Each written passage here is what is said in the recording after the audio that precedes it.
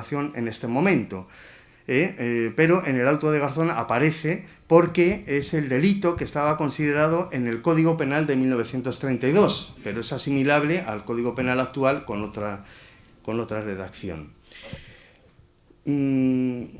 Claro, porque a veces también se dice, ¿y qué legislación vulneraron aquellos que se sublevaron? Pues evidentemente la legislación vigente en ese momento, la Constitución de 1931 y el Código Penal de 1932, claro. En principio, estos delitos podrían estar prescritos, pero al haber una relación de conexión con los otros delitos, con los crímenes de lesa humanidad o genocidio, al haber una conexión, pues se entiende que no están prescritos tampoco, por esa vía de conexividad. Bueno, el código actual serían delitos contra la corona. Bueno, el delito de terrorismo, en el informe de la Unión Progresista de Fiscales, sí aparece como pertinente el delito de terrorismo, ¿no? Bueno, se ha utilizado en los procesos contra las dictaduras de Chile y Argentina. Hay que tener en cuenta que lo que se realizan, el tipo de actuaciones que tienen los militares en estos países, como aquí en España, es la realización de actos graves contra la vida, integridad o libertad personal, en relación con una banda armada. Evidentemente los que toman el poder luego se hacen dueños de las instituciones, pero lo hacen la toma de poder ilegalmente y se puede considerar banda armada.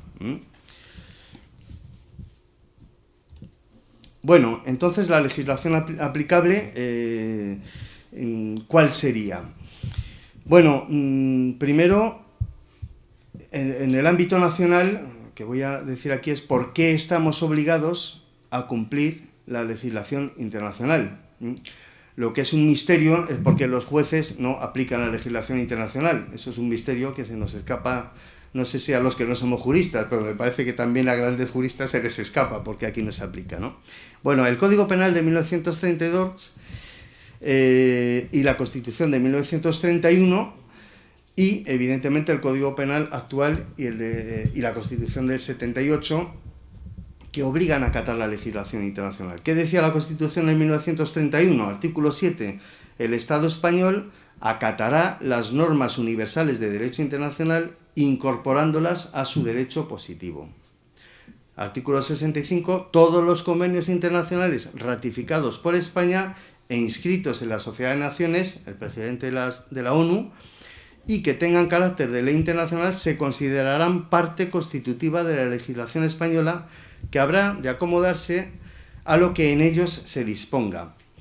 ¿Qué dice la Constitución del 78? Algo parecido, con una redacción más actualizada. Hay dos artículos pertinentes. Primero, el 10.2 dice: las normas relativas a los derechos fundamentales, a los derechos humanos y a las libertades que la Constitución reconoce se interpretarán de conformidad con la Declaración Universal de Derechos Humanos y los tratados y acuerdos internacionales sobre las materias ratificados por España. Como no puede ser de otra manera, en una nación, digamos, civilizada y democrática. Y el artículo 95, que es más preciso, dice: los tratados internacionales válidamente celebrados, una vez publicados oficialmente en España, formarán parte del ordenamiento interno. Sus disposiciones solo podrán ser derogadas, modificadas o suspendidas en la forma prevista en los propios tratados, naturalmente.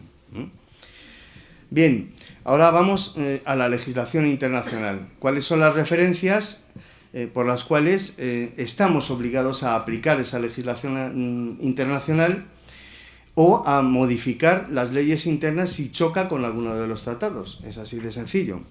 Bueno, la cláusula Martens que he mencionado antes, de 1899, sigue vigente en todo caso. El Estatuto de Londres, estamos hablando del ámbito de los crímenes que se cometieron en el conflicto armado, en el conflicto bélico, ¿no? Bien, es ahí la primera vez que aparece esta expresión, crímenes contra la humanidad. Hoy la expresión es crímenes de lesa humanidad, pero se refiere a lo mismo, ¿no? Y en ese Estatuto de Londres hay tres categorías de crímenes contra la humanidad. Los crímenes contra la paz, los crímenes de guerra, que son esos delitos, asesinatos, ejecuciones sumarias, violaciones, etcétera, etcétera, trabajos forzados, etcétera, etcétera, serían crímenes de guerra también. O la destrucción el castigo a poblaciones civiles, en fin, bombardeo de ciudades, etcétera, etcétera. Se sigue haciendo, como sabemos, ¿no?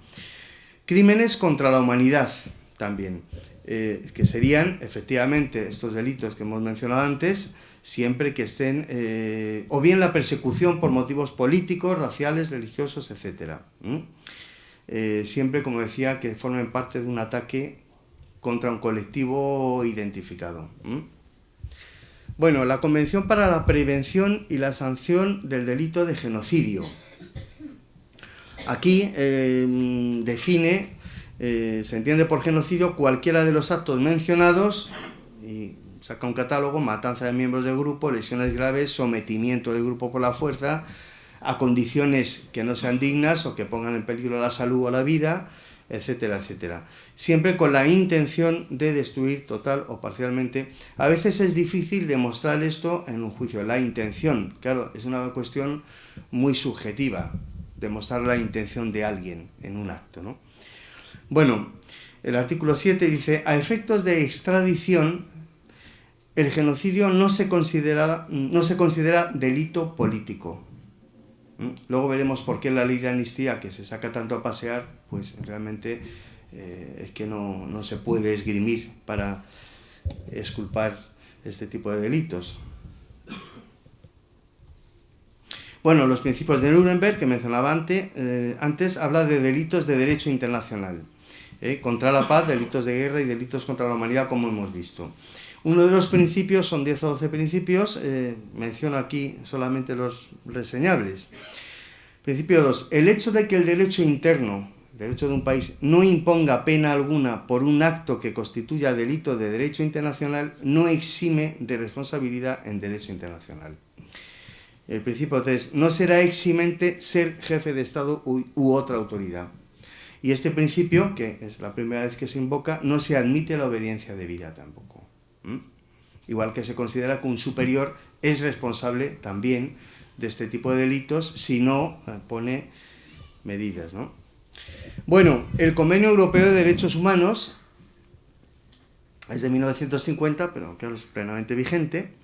Dice el artículo 2: nadie podrá ser privado intencionadamente, salvo en ejecución de una condena que imponga pena capital dictada por el tribunal. Nadie... de la vida, está hablando del derecho a la vida, me he comido esa expresión ahí. Y el artículo 3, que prohíbe la tortura y los tratos inhumanos, es decir, el derecho a la vida y el derecho a la integridad física, digamos, ¿no? Bueno, el Tribunal Europeo de Derechos Humanos tiene la doctrina de que la vulneración de estos artículos reclama una investigación eficaz por parte del Estado. O sea, es obligación del Estado investigar, no de las asociaciones, ni de dar ayuda a las asociaciones. Es una responsabilidad del Estado, ¿no? Bueno, en el artículo 7 se dice: nadie podrá ser condenado por una acción o omisión que en el momento de ser cometida no constituya una infracción. Pero claro, corrige luego: ello no impedirá el juicio y castigo de una persona culpable de una acción u omisión que en el momento de su comisión constituía un delito según los principios generales del derecho reconocidos por las naciones civilizadas. Poco lo que decía la cláusula Martens. Es decir, hemos hecho barbaridades, pero como no estaban en el código, no. Ya desde hace un siglo, más de un siglo, este tipo de crueldades es condenado y deben ser condenadas en juicio, y hay referencias normativas para ello, ¿no? El Pacto Internacional de Derechos Civiles y Políticos dice: nadie podrá ser privado de la vida arbitrariamente, la misma dirección que la referencia anterior del Convenio Europeo de Derechos Humanos.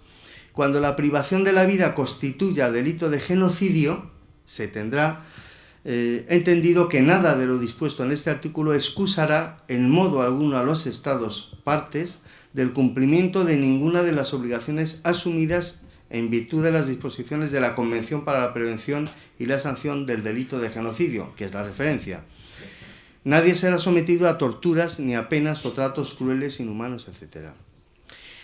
Bueno, en relación a estos artículos, el Comité de Derechos Humanos de la ONU, que es el que vigila la observancia por parte de los países de este pacto, señala que los estados deben investigar en los casos de desapariciones que puedan implicar una violación del derecho a la vida y que las quejas de torturas deben ser investigadas rápida e imparcialmente. Ya rápidamente no va a ser en este país, ¿no? Bueno, el Pacto Internacional también de Derechos Civiles y Políticos, más adelante en el artículo 15, en la misma, una redacción muy parecida al Convenio Europeo de Derechos Humanos, dice: nadie será condenado por actos que en el momento de cometerse no fueran delictivos, pero, aclara más adelante, nada de lo dispuesto en este artículo se opondrá al juicio ni a la condena de una persona por actos o omisiones que en el momento de cometerse fueran delictivos según los principios generales del derecho, etc. Bien, hay una convención también sobre la imprescriptibilidad de los crímenes de guerra y de lesa humanidad. Ha entrado en vigor hace 2 o 3 semanas. España firmó en 2007, ratificó, el proceso es firma y ratificación en 2009, y como ya hay una veintena de países que han ratificado, ha entrado el instrumento en vigor, y ha entrado el pasado 23 de diciembre. Vamos a ver qué es lo que hace el Estado español, porque evidentemente se va a seguir reclamando la investigación por parte del Estado y que se haga algo más en este tipo de cuestiones. Bueno, los tratados de derecho internacional, ¿por qué se rigen y por qué tenemos obligación de cumplirlos? Hay un tratado que data de 1969, que es el tratado, la Convención de Viena sobre el derecho de los tratados. Entonces, dice el artículo 26, latinajo, pacta sunt servanda: todo tratado en vigor obliga a las partes y debe ser cumplido por ellas de buena fe. Es decir, no caben, pues, en fin, picarescan, y hay que cumplir de buena fe los tratados, ¿no? Y este artículo, que es importante también, una parte, se refiere a un país firmante, no podrá invocar las disposiciones de su derecho interno como justificación del incumplimiento de un tratado. O sea, no se puede decir a la comunidad internacional: es que nosotros tenemos una ley que, pues entonces, o no firmen el tratado o modifiquen la ley, sencillamente. Bien, otra referencia normativa: los principios de cooperación internacional en la identificación, detención, extradición y castigo de los culpables de crímenes de guerra o crímenes de lesa humanidad. Claro, hay que entender que estamos hablando de un tipo de delitos muy grave, o sea, mucho más allá del asesinato, de la violación. Estamos hablando de violaciones masivas de derechos humanos, de actos muy graves, en nuestro país, donde fueron martirizadas cientos de miles de personas, ¿no? Bueno, dice esta norma: los crímenes de guerra y los crímenes de lesa humanidad, donde quiera y cualquiera que sea la fecha en que se hayan cometido, serán objeto de investigación, y las personas contra las que existen pruebas de culpabilidad en la comisión de tales crímenes serán buscadas, detenidas, enjuiciadas y, en caso de ser declaradas culpables, y castigadas. Esa es la obligación que tienen todos los estados que forman la comunidad internacional. Los estados no adoptarán disposiciones legislativas ni de otra índole que puedan menoscabar las obligaciones internacionales que hayan contraído con respecto a la identificación, la detención, la extradición y el castigo de los culpables de este tipo de crímenes, crímenes de guerra y de lesa humanidad.